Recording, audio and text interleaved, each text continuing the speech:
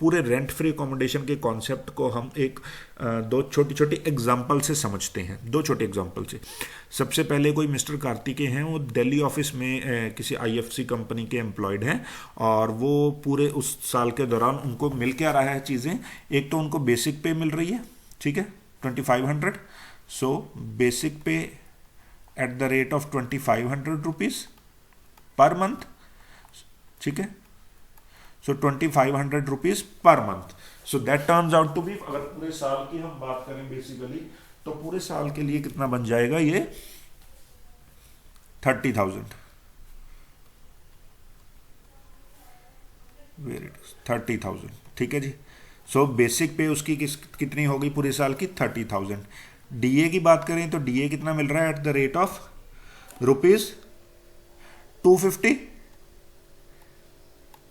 ठीक है, ठीक। अब डीए में यहां पर मंथ मिल रहा है, सो इसकी वैल्यू टोटल कितनी हो गई, इसकी वैल्यू भी हो गई अप्रॉक्सीमेटली 3,000, ठीक है जी। देन कमीशन मिल रहा है उसको, कमीशन कितना मिल रहा है उसको, कमीशन ही इज गेटिंग ₹2,000।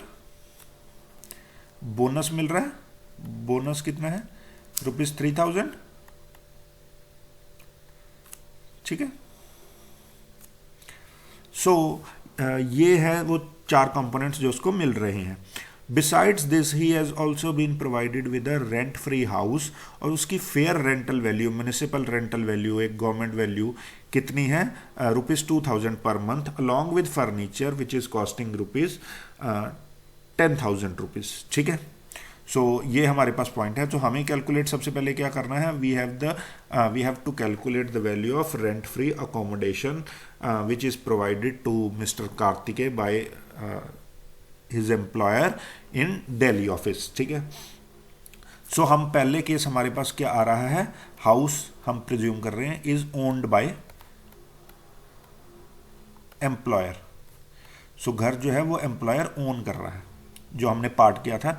अब यहाँ पर क्या चीज़ रोल प्ले करेगी, पॉपुलेशन क्या है उस शहर की, और वो उसका प्रोपोर्शन हम देखेंगे और फिर हम फाइंड आउट करेंगे value of rent free accommodation. So कहाँ पर पोस्टेड है वो, दिल्ली में, ठीक है। सो सबसे पहले हम देखेंगे कि उसकी ओवरऑल यहाँ पर कैलकुलेट कर लेते हैं हम टोटल सैलरी। ये सारे पॉइंट्स नीचे आ जाएंगे जो भी ऊपर मेंशन किया हमने, इन्हीं सारों को नीचे रिपीट कर सकते हैं। तो यहां पर हम निकाल लेते हैं उसकी टोटल सैलरी, ठीक है। टोटल सैलरी ये है 30,000, 3,000 डीए मिल रहा है, कमीशन भी मिल रहा है, बोनस भी मिल रहा है। सो टोटल अगर हम करें, इट शैल बी 38,000 उसकी टोटल सैलरी है, ठीक है। अब अगर हमने बात की house is owned by employer, so अगर एम्प्लॉयर खुद ओन कर रहा है हाउस को, और दिल्ली की पॉपुलेशन ऑब्वियसली 25 लाख से ज़्यादा है, सो हमारी वैल्यू हमारे पास वो उस रूल के अकॉर्डिंगली टैक्सेबल वैल्यू जो बनेगी rent free accommodation, taxable value of rent free accommodation, ठीक है, ठीक है, विल बी 15% ऑफ सैलरी, ठीक है। सो जो सैलरी है उसका 15% अमाउंट जो है वो हमारा बन जाएगा टैक्स फ्री अकोमोडेशन। बट यहां पर हमने ये ध्यान रखना है कि सैलरी क्या है। सैलरी की जब हम बात करेंगे तो सैलरी का अमाउंट हम 38,000 नहीं लेंगे। क्यों? क्योंकि डीए की हमने बात की, बोनस भी आएगा, कमीशन भी आएगा, बेसिक पे भी आएगी। डीए की हमने बात करी थी, डीए तभी आएगा इफ इट एंटर्स इनटू पे, अगर क्वेश्चन में ऐसा वर्ड या एंटर फॉर रिटायरमेंट बेनिफिट्स ऐसी चीज़ें मेंशन हो, जो कि मेंशन नहीं है। सो हम यहाँ पर 38,000 कंसीडर नहीं करेंगे, हम इस अमाउंट को कंसीडर नहीं करेंगे। सो हमारी जो सैलरी हम प्रिज्यूम करेंगे जिसका 15% निकालेंगे, वो किसका निकालेंगे, 35,000 का, इस 3,000 को एक्सक्लूड करके डीए अमाउंट को, ठीक है जी। सो 35,000 जो है वो सैलरी हमारी होगी, उसका 15% हम निकालेंगे। सो that will be the value of taxable value of rent free accommodation. So rent free accommodation की हमारी वैल्यू कितनी आ जाएगी, 15% of this amount, that is total 35,000 का 15%. So that amount is going to be roughly around 5,250 rupees.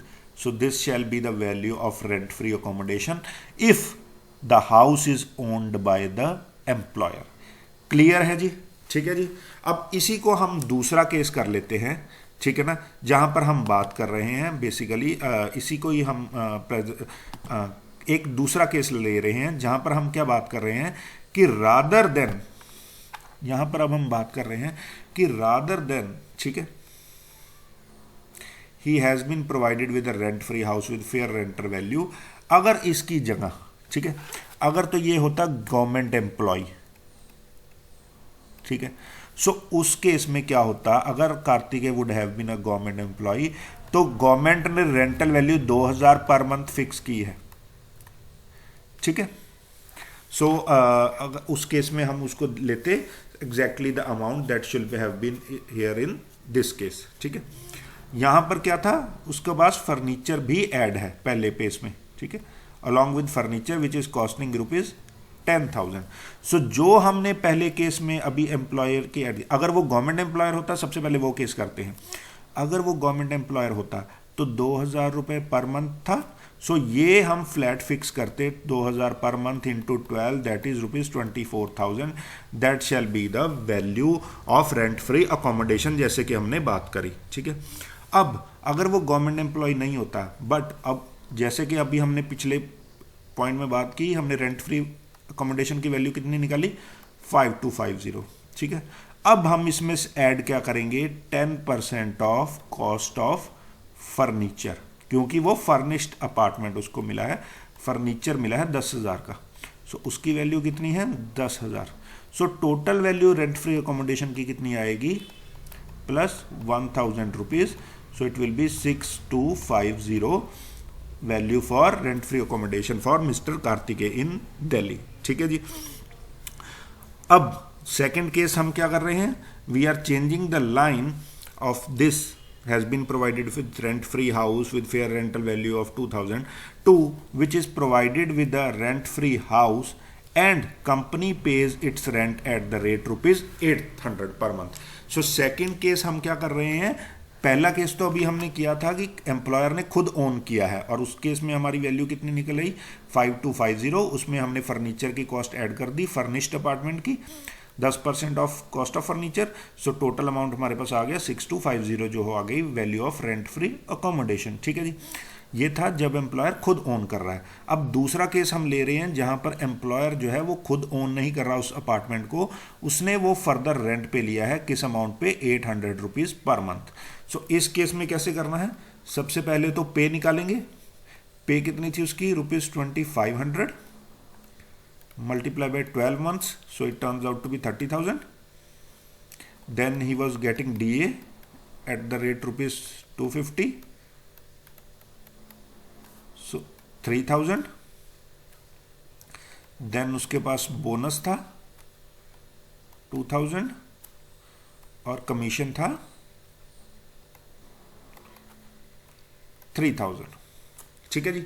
सो ये चार चीज़ें थी और इसको हमने टोटल किया था तो हमारे पास आ गया था 38,000 अदरवाइज टोटल सैलरी का, टोटल सैलरी, ठीक है। अब हम केस कर रहे हैं when employer takes house on rent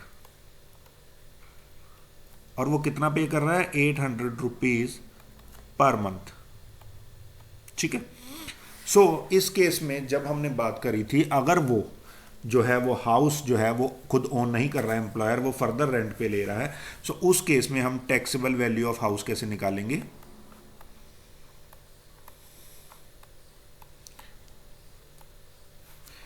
दो रूल किए थे, 15% ऑफ सैलरी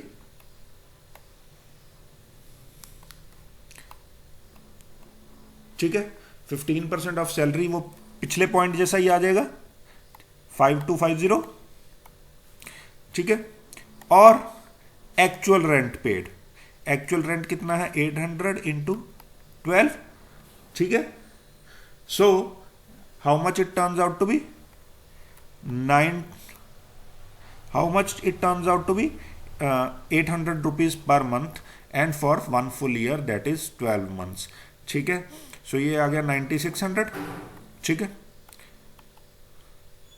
सो ये हमारे पास आ गया। अब अगर उसने एम्प्लॉयर ने खुद उसको रेंट पे लिया है तो हम इन दोनों में से लेते हैं छोटा अमाउंट। छोटा अमाउंट क्या है? Again this one.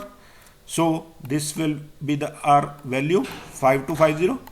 इसमें फिर हम ऐड कर देंगे 10% cost of furniture ₹10,000। So again the value of apartment will be 6250, ठीक है। ये है फर्निश्ड के केस में। अगर अनफर्निश्ड होता तो ये वैल्यू ऐड नहीं करते।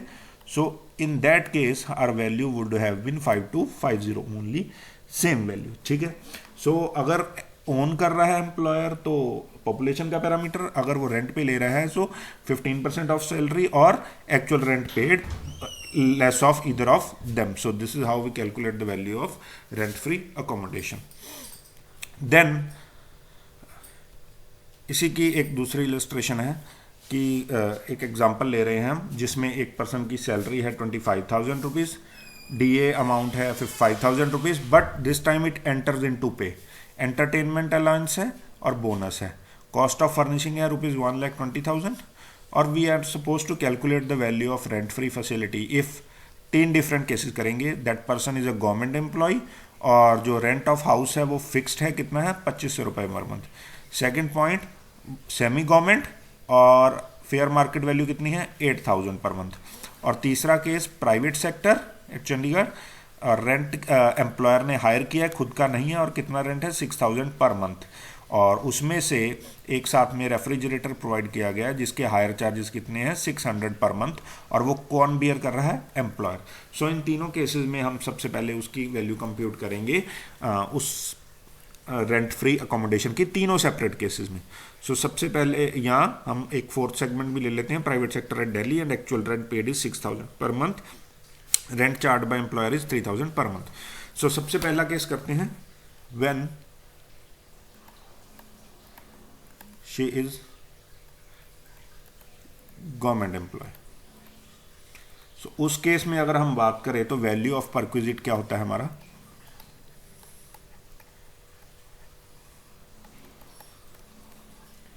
Is equal to rent fixed by government, ठीक है। हाँ, जो ये वैल्यू आएगी ये किसकी वैल्यू आएगी? अनफर्निश्ड की अकोमोडेशन की। सो उसमें हम फर्दर ऐड क्या करेंगे? We will be adding 10% of cost of furniture to get the value of furnished accommodation. So value of rent free accommodation की अगर हम बात करें तो गवर्नमेंट एम्प्लॉय है और गवर्नमेंट रेंट कितना फिक्स किया है? 2500 रुपये पर मंथ, ठीक है। सो वैल्यू कितनी आ गई? 2500 इंटू 12 दैट इज ₹30,000। उसमें अब हम ऐड कर देंगे फर्नीचर की कॉस्ट का 10%। सो फर्नीचर की वैल्यू कितनी है? Cost of furnishing 1,20,000।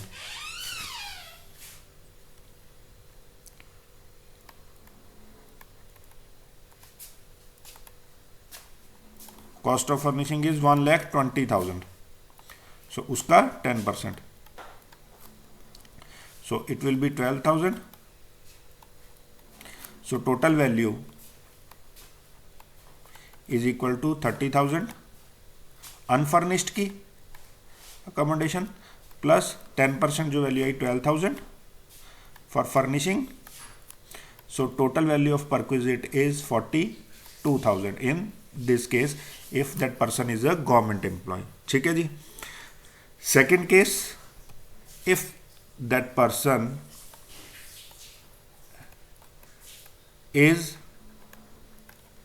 In semi government segment. सो उस केस में क्या थी, और हम शहर कौन सा ले रहे हैं? Say we are saying taking the city of Chennai. So second case में हमारे पास पॉइंट क्या आ गया? इज वर्किंग इन चेन्नई, और फेयर रेंटल वैल्यू कितनी है? 8,000 पर मंथ। बाकी पर्टिकुलर्स वैसे ही रहेंगे, ठीक है। सो सबसे पहले हम क्या निकालेंगे इस केस में? सैलरी। सैलरी क्या होगी उसकी? जो उसको एक तो सैलरी मिल रही है,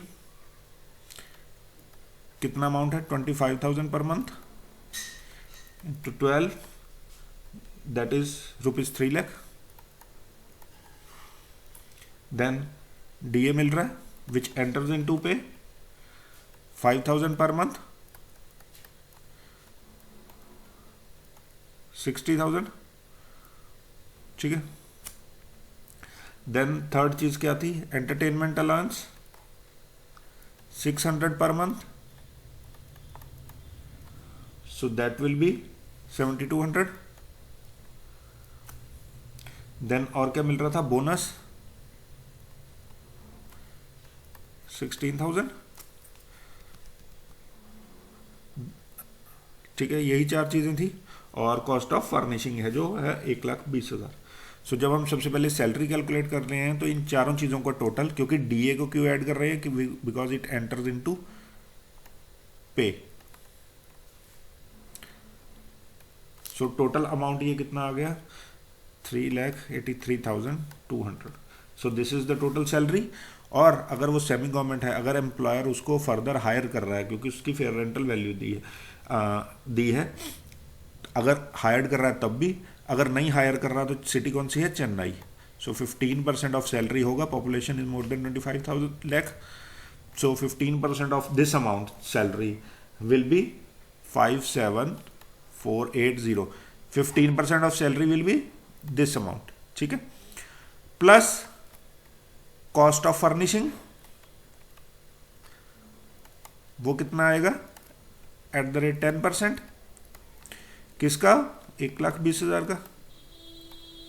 सो इसमें ऐड कर देंगे 12,000. सो टोटल कितना आ गया,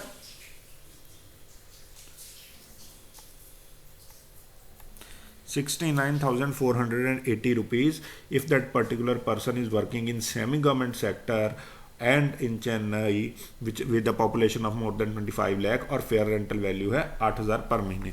सो फेयर रेंटल वैल्यू चाहे हमारे पास आ गई, इस केस में आ रही थी fair rental value 8,000. So it turns out to be 96. But हमने उस केस में टोटल वैल्यू कितनी निकाली है, 69,480, presuming that the accommodation is owned by the employer. अगर दूसरा केस लेते हैं, if in the statement it would have been mentioned कि ये ओनर ने हायर पे लिया हुआ है तो भी रेंट इतना पे हो रहा है और 15% इतना बनता है, तो हमने कौन सा लेना था, मिनिमम अमाउंट, यही वाला. ठीक है जी. देन तीसरा और फाइनल केस इसी में करते हैं. व्हेन, ठीक है, any other employee means private sector employee, private sector के केस में. ठीक है, और सिटी वही दिल्ली ले रहे हैं. ठीक है, सो उस केस में रेंट फ्री अकोमोडेशन कैसे निकालनी है, सैलरी तो सबसे पहले सेम रहेगी, वो सारे कंपोनेंट सैलरी में ऐड होंगे जो अभी हमने पिछले इसमें किए हैं, सैलरी भी, डीए भी, एंटरटेनमेंट अलाउंस भी, बोनस भी. ठीक है जी, ये सारी चीज़ें ऐड करके बन जाएगी टोटल सैलरी 3,83,200 रुपीज़. ठीक है, ये तो आ गई हमारे पास ओवरऑल सैलरी. ठीक है, अब इसका कितना अमाउंट निकालेंगे, 15%. 15% ऑफ सैलरी विल बी, अभी हमने पिछले पॉइंट में निकाला 57,480. ठीक है, और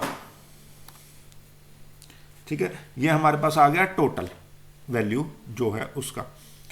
अब हम इसमें क्या ले रहे हैं, हमारे पास थर्ड इलस्ट्रेशन में क्या था, थर्ड जो कंपोनेंट था, हाँ, चंडीगढ़ है. सो इस केस में हम प्रिज्यूम कर रहे हैं कि 25 लाख से कम है पॉपुलेशन, से 10 लाख से ज़्यादा है. ठीक है, सो उस केस में, और रेंट एम्प्लॉय हाउस जो है वो एम्प्लॉयर ने खुद रेंट पे लिया हुआ है 6,000 पर मंथ पे, और साथ में रेफ्रिजरेटर. ठीक है, सो जब उसने खुद रेंट पे लिया है तो सेकंड वाला पॉइंट आएगा 15% ऑफ सैलरी और एक्चुअल रेंट पेड.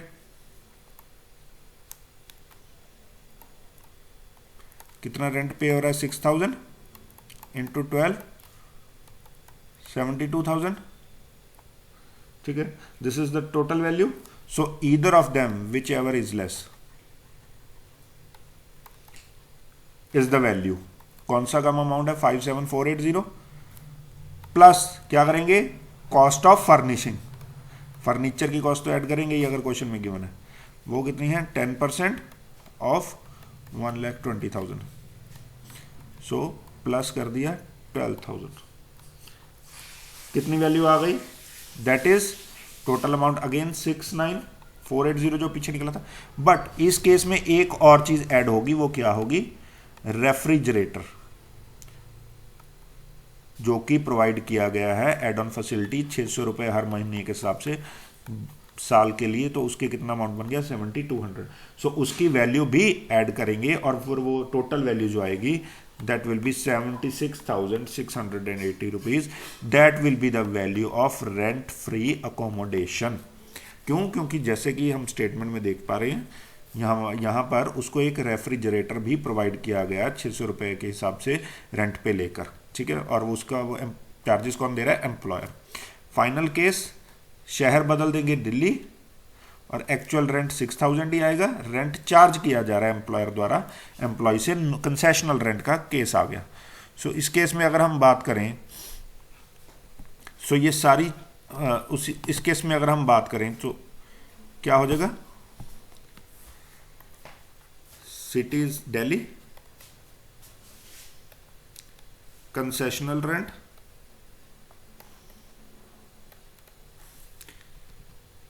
कितना है? 3,000 पर मंथ, ठीक है। So multiply by 12,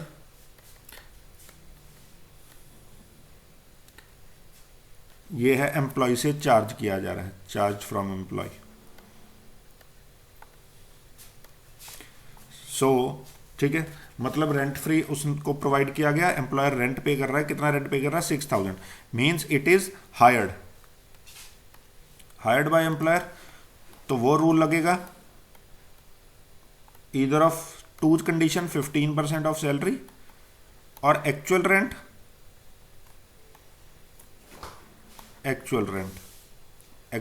paid. Actual rent कितना पे हो रहा है? 6,000 इंटू 12, 72,000। 15% सैलरी कितनी थी? 3,83,200, सेम रहेगी जो यहां पर कैलकुलेट की थी।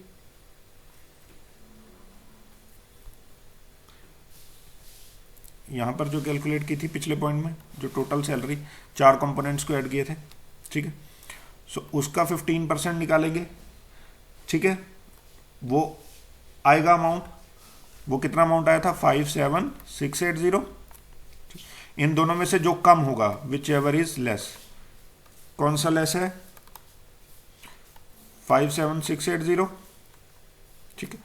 अब साथ में क्या होगा? प्लस एड 10% फर्नीचर की कॉस्ट 12,000, 1,20,000 का। सो टोटल कितना आ गया हमारे पास अमाउंट? 69,680, ठीक है। अब ये हमारे पास आ गया टोटल। अब ये जो वैल्यू आ गई, ये वैल्यू आ गई रेंट फ्री अकोमोडेशन की, ठीक है।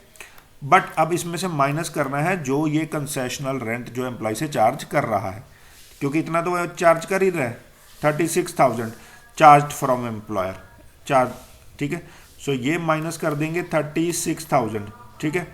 सो जो रिमेनिंग अमाउंट है, रिमेनिंग अमाउंट हमारे पास कितना बचेगा? 23,680। ये हमारी होगी final value of rent free accommodation.